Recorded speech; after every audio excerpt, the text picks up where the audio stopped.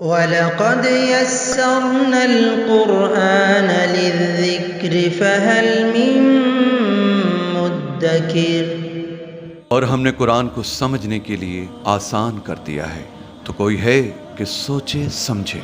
دینی و فقہی معلومات اور تفسیر قرآن کے لیے مفتی Muhammad Azam Bakhtiyar YouTube channel subscribe کریں، ویڈیو شیئر کریں اور بیل آئیکن دبانا مت بھولیے تاکہ ہماری نئی آنے والی اپڈیٹ آپ کو ملتی رہے۔ السلام علیکم ورحمۃ اللہ وبرکاتہ۔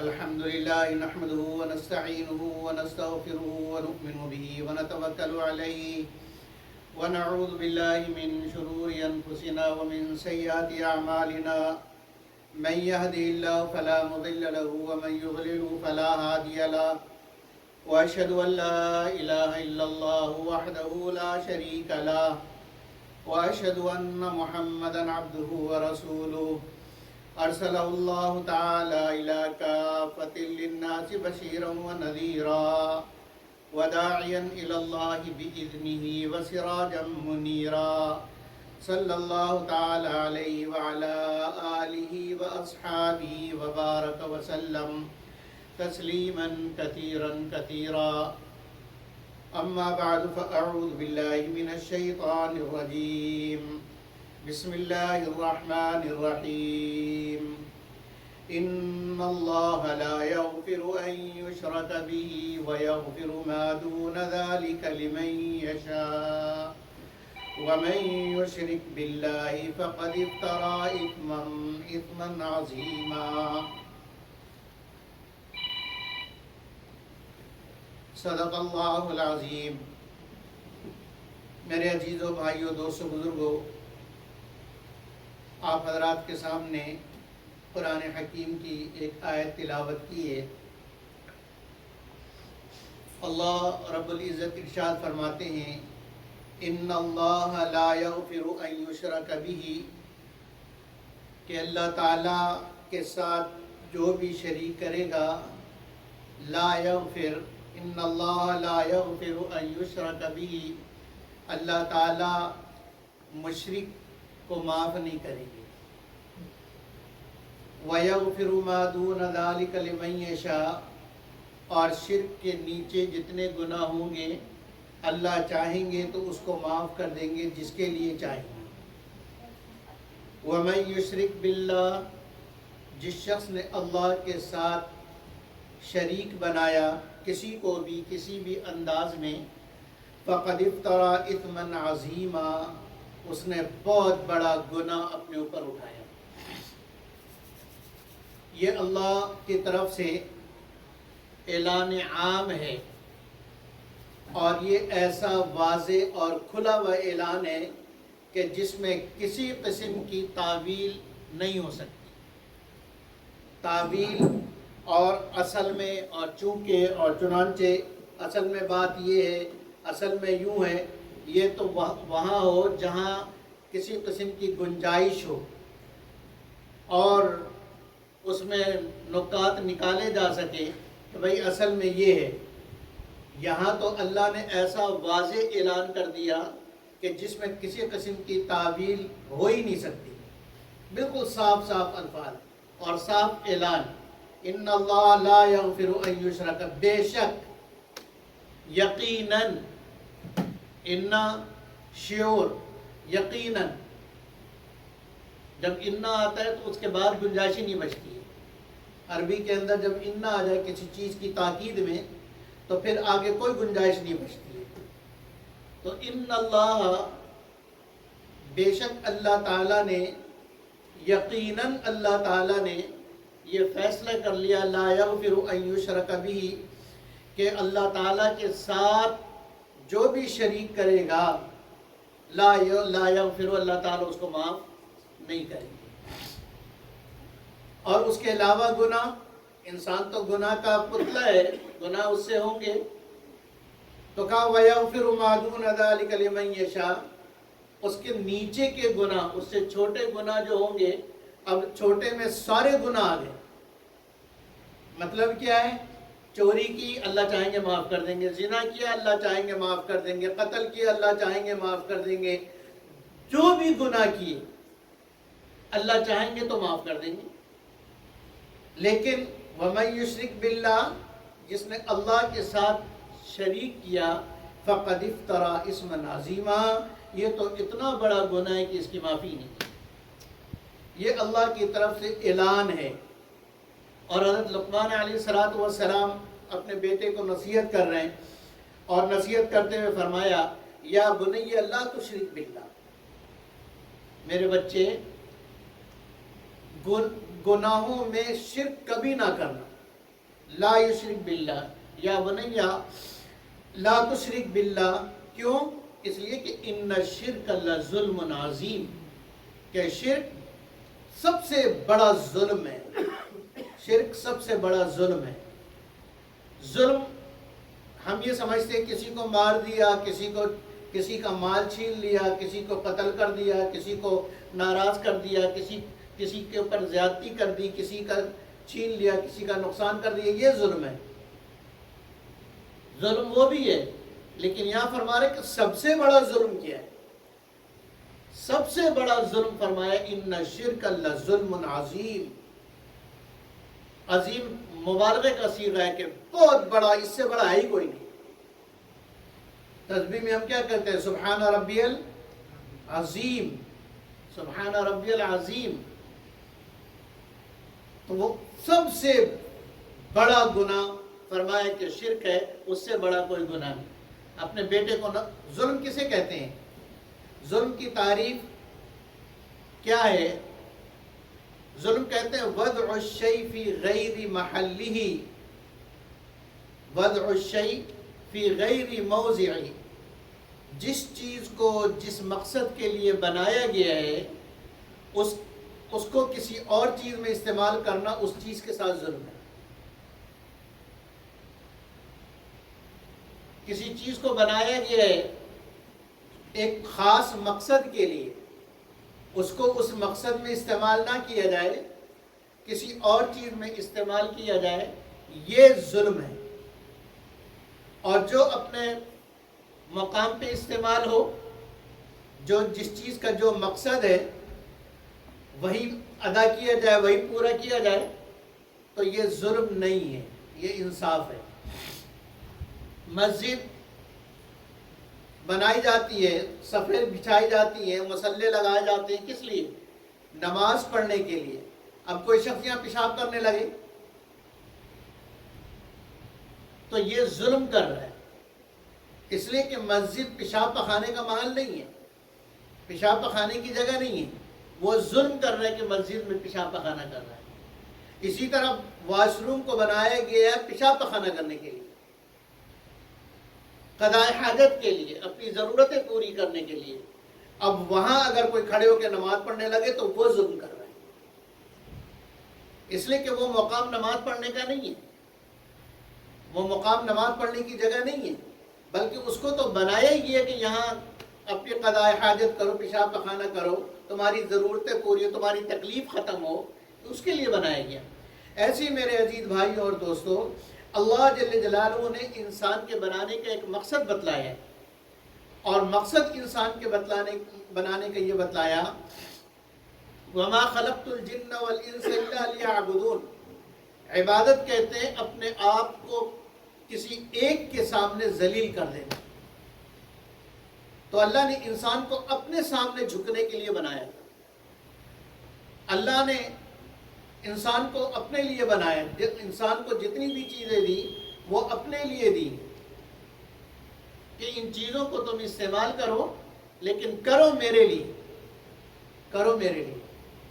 دل اللہ نے بنایا، اور یہ انسانوں کی طرف سے ظلم کہ یہ چیزیں تو ہمیں تو اللہ نے بنایا تھا اپنے لیے، انسانوں کو بنایا تھا، دل دماغ ہمارا بنایا تھا، سوچ ہماری بنائی تھی، علم ہمارا ہمیں دیا تھا اپنے سے تعلق بنانے کے لیے۔ دل دیا تھا کہ میرے اوپر عقیدہ رکھو، ہر حال میں مجھ کو ہی پکارو، ہر تکلیف میں، ہر درد میں، ہر تکلیف میں مجھ کو ہی پکارو، میں ہی تمہاری تکلیف دور کر سکتا ہوں۔ ہر خوشی میں میرا ہی شکر ادا کرو کیونکہ میں نہیں دی ہے۔ تو انسان کو اللہ نے بنایا اپنے لیے، دل دیا اللہ نے، دماغ دیا اللہ نے، ہاتھ پیر دیے اللہ نے، اور سارا نظام انسان کے جسم کا بنایا اللہ نے۔ اب کوئی اللہ کو چھوڑ کر اگر دل میں غیر کو پکارتا ہے، اور عقیدہ تو یہ رکھنا چاہیے تھا کہ اللہ ہی نے بھی دیا ہے اور اللہ ہی کرتے ہیں، سارے کائنات کا نظام ایک اکیلے تنے تنا اللہ چلا رہے ہیں، اور نظام کو چلانے میں اللہ کا کوئی شریک نہیں، کسی قسم کا کوئی شرکت نہیں ہے، کسی قسم کی کوئی شرکت نہیں۔ اب اللہ کے کسی کام میں، کسی قدرت میں، کسی طاقت میں، کسی تخلیق میں غیر کو شریک کرنا اور کہنا کہ اس کی وجہ سے ہوا، یہ شرک ہے۔ صرف اللہ نے کی اور نعمتیں اللہ نے دی ہیں، اور اگر یہ خیال کیا کہ فلاں کی وجہ سے ملا، فلاں میں نے کمایا، تو یہ شرک ہے۔ اللہ کی ذات میں ہم شرک کسے سمجھتے ہیں؟ ہمارے ذہنوں میں شرک کا صرف ایک مفہوم ہے، باقی شرک کو ہم جانتے ہی نہیں، اور نہ جاننے کی وجہ سے یا تو جانے یا انجانے ہم شرک میں مبتلا ہوتے ہیں، اور اسی شرک کی ابتلا میں ہمارا جانے کا وقت آ جاتا ہے اور ہمیں پتہ بھی نہیں چلتا ہے کہ دنیا سے مشرک ہے۔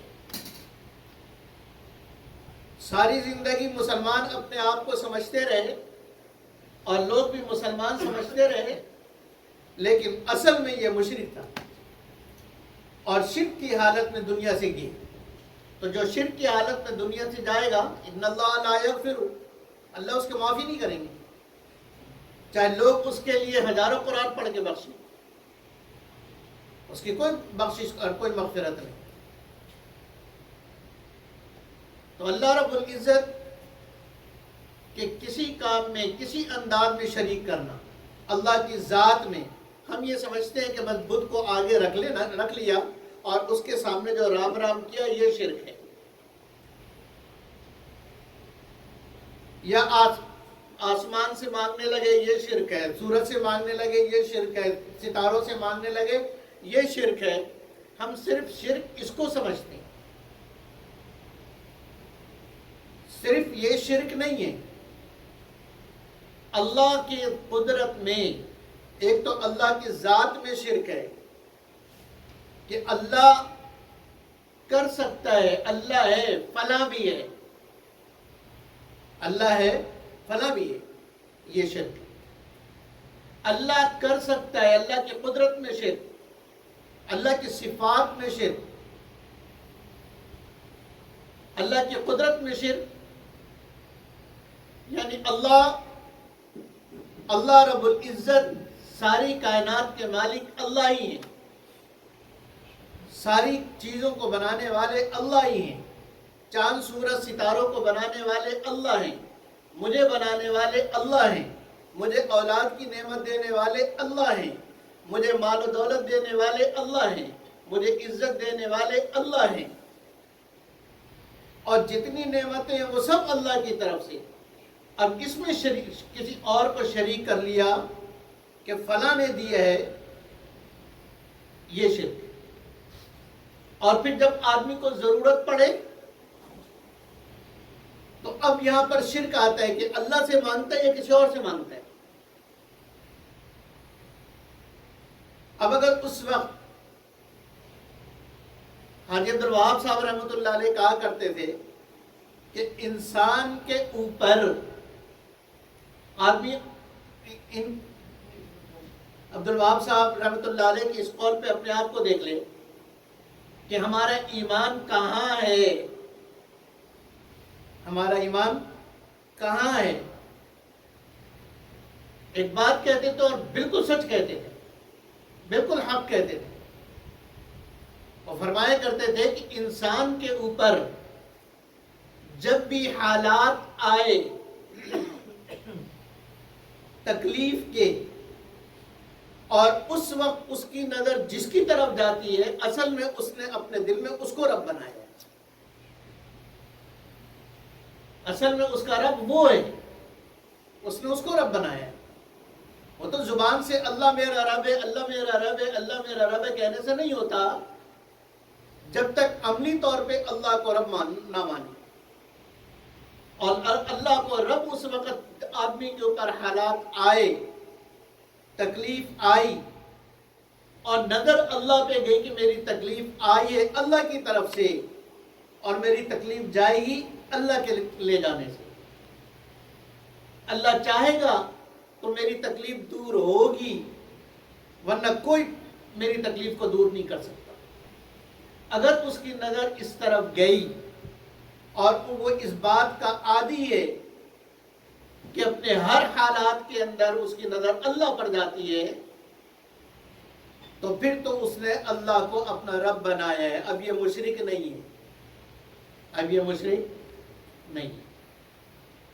لیکن حالات آنے کے بعد نظر اس کی غیر اللہ پر گئی، اور غیر اللہ میں سب شامل ہے، جبریل سے لے کے ایک چونٹی تک. یعنی کہ جی وہ تو بڑے ہیں، اللہ کے ہاں سب چھوٹے، سارے سب مخلوق ہیں، صرف ایک اکیلا اللہ خالق ہے، اللہ کے علاوہ سب مخلوق ہے. تو مخلوق کبھی خالق کے ساتھ شریک نہیں ہو سکتی، اس میں کوئی بھی شریک نہیں ہو سکتا. تو اب حالات آئے اور پھر اس کی نظر کسی اور کی طرف گئی، تو رب اس کا اللہ نہیں ہے، وہی ہے جس کو اس نے رب بنایا. اور جب شرک دل کے اندر جڑ پکڑ لیتی ہے تو آدمی کو خیال ہی نہیں ہوتا کہ میں شرک کر رہا ہوں. میں نے خود حرم شریف کے اندر طواف کے دوران وہاں ایک مائی اور بابا تھے، وہ وہاں سے فون کر رہے تھے اپنے بیٹے کو.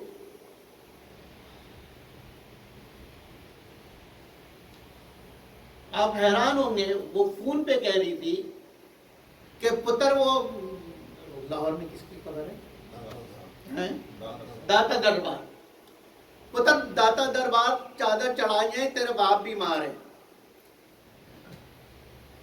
تیرا باپ بیمار ہو گیا ہے، اب چادر کہاں چڑھاؤ جا کے؟ داتا دربار. مانگو کہاں سے؟ داتا سے. او بھائی تو داتا کے گھر میں ہے، تو داتا کے گھر میں ہے، تجھے کسی اور داتا کے پاس جانے کی ضرورت کی ہے؟ اور داتا کے گھر میں ڈائریکٹ تیرا کنیکشن ہے اس داتا سے.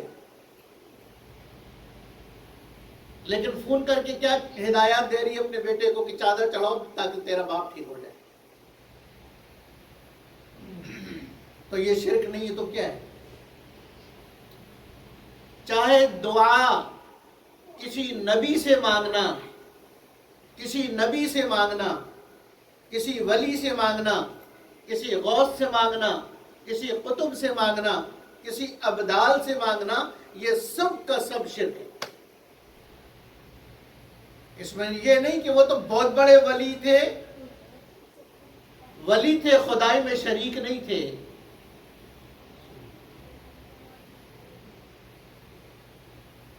ولی کی ان کی تو بڑی بڑی کرامتیں ہیں، یہ کرامت، یہ کرامت، یہ کرامت. تو ان کرامت، وہ کرامتیں دی کس نے؟ کرامتیں ولی کے اختیار میں نہیں ہوتی ہیں،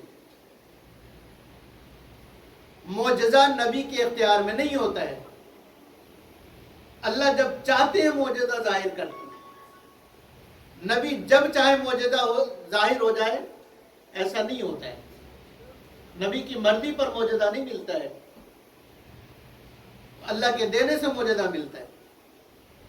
معجزہ نبی کی نبوت کی دلیل ہے. ایسی کرامات ولی کی ولایت کی دلیل تو ہیں، لیکن ولی کی خدائی میں شریک ہونے کی دلیل نہیں ہے. کہ یہ خدا کی قدرت میں شریک ہو گئے، اور جو کرامت ان سے ظاہر ہوئی ہے وہ کرامت بھی انہوں نے نہیں کی، اللہ کے کرنے سے ہوا ہے۔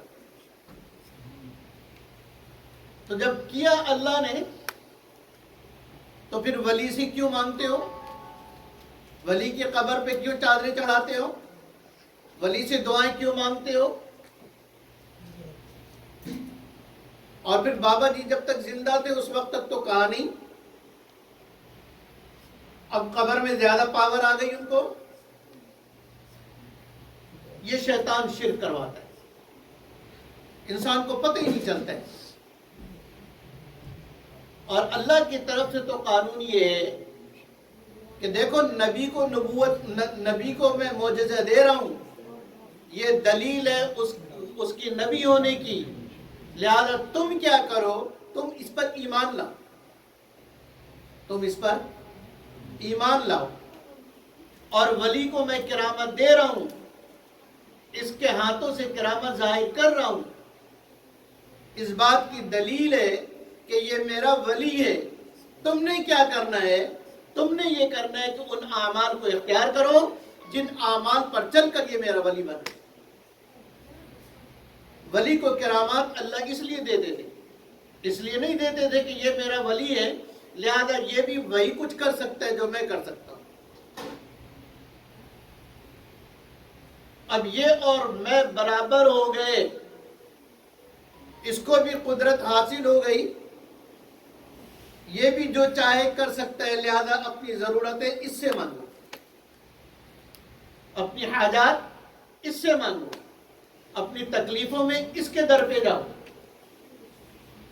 نہیں، بلکہ ولی کو کرامت اس لیے دی تھی کہ جن اعمال پر چل کے، جن اعمال کی وجہ سے یہ میرا ولی بنا ہے، لوگوں تم ان اعمال کو اختیار کرو تاکہ تم بھی میرے ولی بن جاؤ۔ یہ ہے ولایت۔ تو اللہ کی ذات میں شریک کرنا کہ اللہ ایک نہیں اللہ دو ہیں، جیسے مشرکین کہ 360 خدا ہیں، اسی طریقے سے سورج کو پوجنے والے ہندو وہ کہتے ہیں سورج خدا ہے۔ ہمارے خدا کا وہ انکار نہیں کرتے ہیں، یہ یاد رکھیے، ہمارے خدا کا وہ انکار نہیں کرتے ہیں، وہ کہتے ہیں وہ بھی خدا ہے لیکن سورج بھی خدا ہے، وہ بھی خدا ہے، وہ بھی اللہ ہے، وہ بھی قدرتوں کا مالک ہے، اور چاند بھی مالک ہے، چاند بھی کر سکتا ہے۔ اور مشرکین کے 360 یہ ان میں سے ہر ایک کے اندر خدائی طاقت ہے، ان میں سے ہر ایک ہر وہ کام کر سکتا ہے جو اللہ کر سکتا ہے۔ یہ جو حضرت صلی اللہ علیہ وسلم کی دعوت قل هو اللہ احد کی، یہ ان پر سب سے بھاری پڑ رہی تھی، یہ ان پر بھاری، اور وہ یہی کہتے تھے کہ اتنے سارے خدا ہیں، اجعل الآلیۃ الہ واحدہ، اتنے سارے خدا کو چھوڑ کے ایک کوئی صرف خدا بنا لے، یہ تو ممکن نہیں ہے، یہ کیسے ہو سکتا ہے؟ صرف خدا کیسے کرے گا؟ وہ یہ سمجھتے تھے کہ صرف اکیلا خدا کیسے کرے گا؟ جب تک یہ 360 اس کے ساتھ نہ ملے وہ اکیلا خدا کیسے کرے گا؟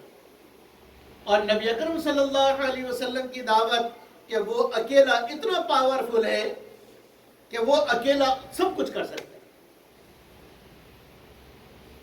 اور یہ جو 360 ہے یہ تو پتھر ہیں، یہ تمہارا کچھ نہیں کر سکتے، یہ اپنا کچھ نہیں کر سکتے، جیسے وہ بت کچھ نہیں کر سکتے ایسی قبر میں موجود بابا کچھ نہیں کر سکتا، ایسی قبر میں موجود بابا کچھ نہیں کر سکتا، چاہے وہ اپنے وقت کا کتنا بڑا ولی ہو، اپنے وقت کا غوث ہو، قطب ہو، ابدال ہو، لیکن جیسی اس کی روح نکلی اس کو نہلایا کس نے؟ لوگوں نے، تو خود نہ بھی نہیں سکتا تھا، اتنا بے بس، ہاتھ اپنا ہلا نہیں سکتا تھا، اتنا بے بس، کروٹ نہلانے میں کروٹ بدلنا ہوتا، کروٹ بدل نہیں سکتا ہے، اتنا بے بس۔ نہلایا تم نے، کفن پہنایا تم نے، قبر میں اتارا تم نے، قبر کو بند کیا تم نے، اب اس کے اندر پاور آ جائے گی، اب اس کے اندر طاقت آ جائے گی، وہ تو خود کچھ نہیں کر سکتے، تمہیں دکھا دیا گیا کہ وہ تمہارا محتاج ہے، اگر اس کو ویسے ہی چھوڑ دو تو وہ خود اب نہا بھی نہ سکے، خود کفن نہ پہن سکے، خود قبر میں نہ جا سکے، تو جو تمہارا محتاج رہ چکا ہے وہ تمہاری ضرورتیں کیسے پوری کرے گا؟ اس لیے ولی کی کرامت دیکھ کر ولی کے پیچھے نہیں لگنا، بس یہی انہی سے مانگو، یہی سب کچھ کریں گے، بلکہ اس لیے کہ ولی والے اعمال کو اختیار کرو تاکہ تم بھی ولی بن جاؤ۔ تو شرک، اللہ کی ذات میں کسی کو شریک کرنا، اس کی بھی معافی مغفرت نہیں۔ اللہ کی جتنی صفات ہیں کہ روزی دینے والے اللہ، ان اللہ هو الرزاق، ان اللہ هو الرزاق، روزی دینے والا صرف اللہ۔ اب اگر کسی اور کو روزی دینے والا سمجھا تو یہ شرک ہے، یہ شرک ہے، اور اس کی معافی نہیں۔ چاہے روزی کا، اپنی روزی کا مالک اپنے آپ کو سمجھے، یہ بھی شرک ہے کہ مجھے روزی کہاں سے ملی، اس لیے کہ میں نے کمایا ہے، میں نے کمایا ہے، میں خرید کے لایا ہوں، میں نے پکایا ہے، اس لیے میں کھا رہا ہوں، میری طاقت سے حاصل ہوا۔ فرمایا یہی تو شرک ہے۔ اور تجھے طاقت دی کس نے تھی؟ کام دلوایا کس نے تھا؟ تنخواہ تیرے جیب میں آئی کہاں سے؟ مارکیٹ میں چیزیں دستیاب کہاں سے ہوئی؟ زمین سے غلہ نکالا کس نے؟ ان غلوں کو تجھ تک پہنچایا کس نے؟ اور پھر ان کو تمہارے کھانے کے قابل بنایا کس نے؟ تمہارے منہ میں پہنچایا کس نے؟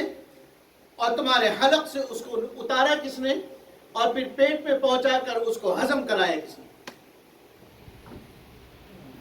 تو سارا اللہ نے کیا، یہ سارا کام، سارا چکر اللہ نے کیا، اور ہم سمجھے کہ ہم نے کیا، تو اللہ کی قدرت میں اپنے آپ کو شریک کر دیا۔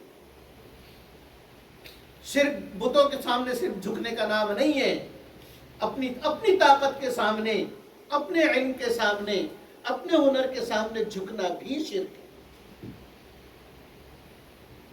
اس شرک کا ہمیں خیال نہیں ہوتا،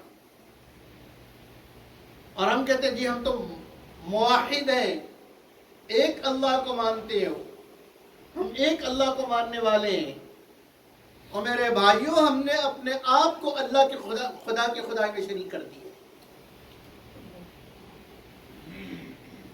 تو شرک کسی قسم کا ہو، چاہے ذات الہی کے اندر یا صفات الہی کے اندر یا قدرت الہی کے اندر یا علم الہی کے اندر، کسی بھی قسم کے شرک اگر دوسرا کو داخل کیا تو یہی شرک ہے۔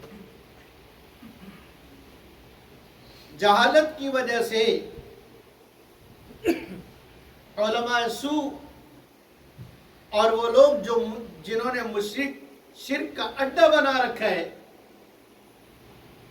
اور لوگوں کو اللہ کی طرف نہیں اپنے خدا ہونے کی طرف بلاتے ہیں، ان کے عقائد آپ کو نہیں معلوم ہے؟ اللہ عالم الغیب ہے، میرا پیر بھی عالم الغیب، علم غیب، ما کان وما یکون کا علم صرف اللہ کے پاس ہے، صرف اللہ کے پاس ہے۔ اپنے علم میں سے اللہ جس کو چاہتے ہیں اتنا دیتے ہیں، جتنا چاہتے ہیں اتنا دیتے ہیں، اور مخلوق میں کوئی اس قابل ہو ہی نہیں سکتا کہ وہ اللہ کے سارے علم کو لے سکے، وہ تو خدا ہے، اس کے پاس علم لامتناہی۔ انسان مخلوق کی ایک انتہا ہے، تو لامتناہی چیز انتہائی چیز میں کیسے آ سکتی ہے؟ آپ کے پاس ایک گلاس ہے اور پانی دریا کا بھرا ہوا ہے، کیا دریا کا پانی آپ کے گلاس میں آئے گا؟ دریا کا پانی آپ کے گلاس میں فٹ نہیں آئے گا۔ ایسی اللہ کا علم جب صرف اکیلے اللہ تھے، کسی کا وجود نہیں تھا، اس وقت بھی اللہ کا علم ویسے ہی تھا، اور پھر اللہ نے اپنے علم سے مخلوق بنائی، اللہ کا علم ویسے ہی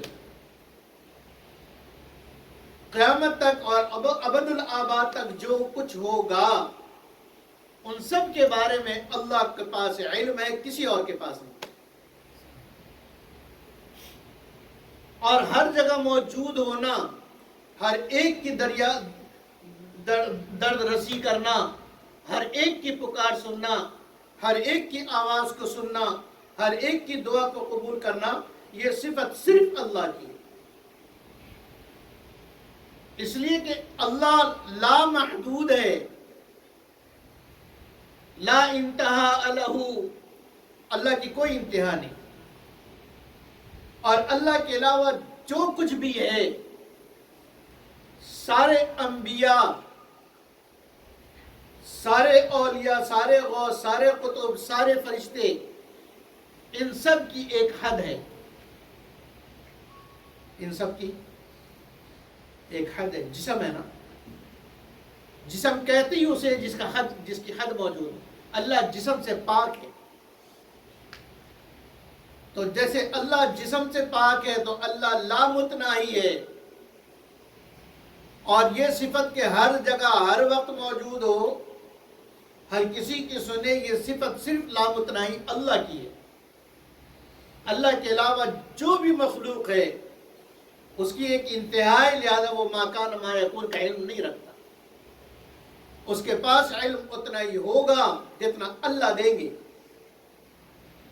جتنا اللہ دیں گے۔ اس میں نہ نبی اکرم صلی اللہ علیہ وسلم شریک ہے، نہ کوئی نبی شریک ہے، کوئی شریک نہیں۔ حضرت عائشہ رضی اللہ عنہ پر تہمت لگی غزوہ بنی مصطلق سے واپسی پر، اور آپ صلی اللہ علیہ وسلم 40 دن پریشان رہے۔ اگر آپ عالم الغیب ہوتے تو آپ ڈنکی کے چوٹ پہ نہیں کہہ سکتے تھے کہ عائشہ پاکیزہ ہے، میری عائشہ پاکیزہ ہے، تم سارے جھوٹے ہو۔ وہ تو جب اللہ نے بتلایا سورہ نور کے اندر جب پتہ چلا۔ اس لیے میرے عزیز بھائیوں اور دوستوں، خدا شرک کو معاف نہیں کریں گے، اور شرک کے علاوہ جتنے گناہ ہیں اللہ سب کو معاف کریں گے۔ انبیاء علیہ السلام کا اللہ نے ذکر کیا، اور بہت سارے انبیاء علیہ السلام کا نام ایک ساتھ ذکر کیا، اور ذکر کرنے کے بعد جو آخری اللہ فرما رہے ہیں، کنکلوژن کیا فرمایا؟ وَلَوْ أَشْرَكُوا، اگر یہ انبیاء بھی، یہ جو تمہیں بتلایا 20-25 انبیاء ایک ساتھ، اگر یہ انبیاء بھی وَلَوْ أَشْرَكُوا، اگر شرک کرتے، لَحَبِطَ عَنْهُمْ مَا كَانُوا يَعْمَلُونَ، تو ان کے سارے اعمال ضائع ہو جاتے۔ اس لیے شرک سے اعمال ضائع ہوتے ہیں۔ ہم سب شرک خفی سے توبہ کریں، اور جب بھی حالات آئے ہماری نظر اللہ پہ جانی چاہیے۔ اللہ تعالیٰ مجھے اور آپ کو کامل ایمان اور کامل یقین نصیب فرمائے اور اللہ شرک سے ہمیں محفوظ فرمائے۔ وآخر دعوانا ان الحمد للہ رب العالمین۔